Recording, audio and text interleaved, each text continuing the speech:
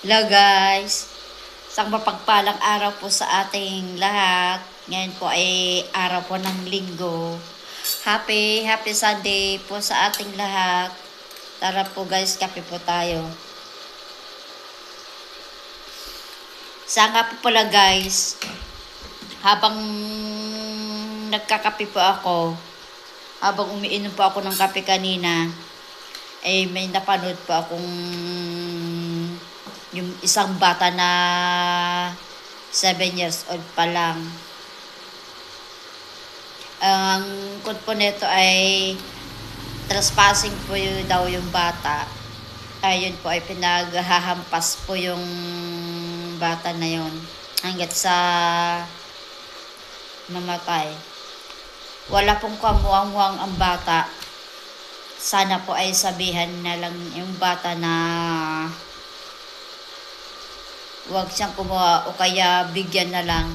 Kasi mangga lang po yan.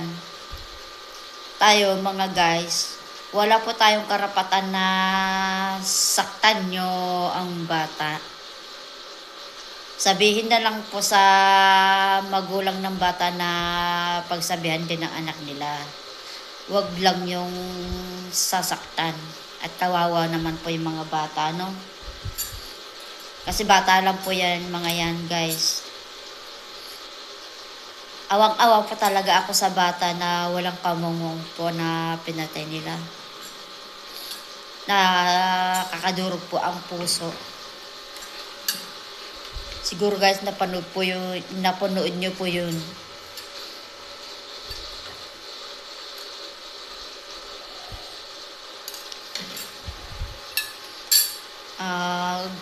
Guys, halimbawa kung may nangunguha man ng mangga sa bakuran ninyo, sabihin nyo sa kanila na huwag silang kumuha o kaya bigyan nyo na lang.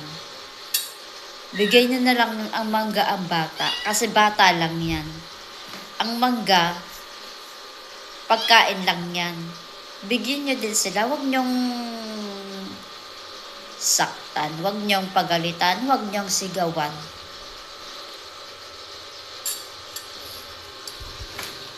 At walang kamungwang ang mga bata. Katulad yung napanood ko na ang bata ay 7 taon gulang pa lang. Pinatay sa pordos na inosente pa ang bata na yun. Wala pong alam sa buhay. Ganun na lang po ang gawin natin. Halimbawa, pagka kukuha sila ng mga pagkain, oo, katulad dyan yung mangga, bigyan nyo na lang. Huwag nyong ipagdamot. Dapat magbigay din tayo.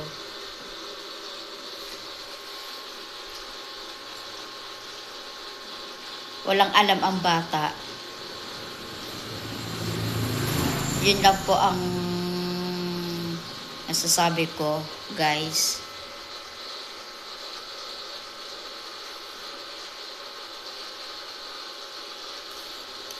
Napanood ko po kanina yon. Nakakaawang bata po talaga. Nakakaiyak po, no? Ang sinapit ng bata. Sana po ay bigyang hustisya ang pagkamatay ng bata ngayon.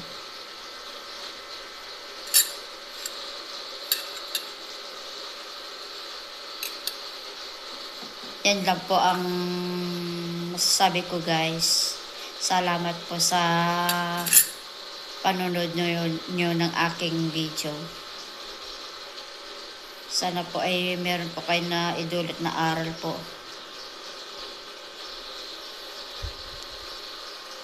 Maraming salamat po sa ating lahat and happy Sunday. God bless all us all.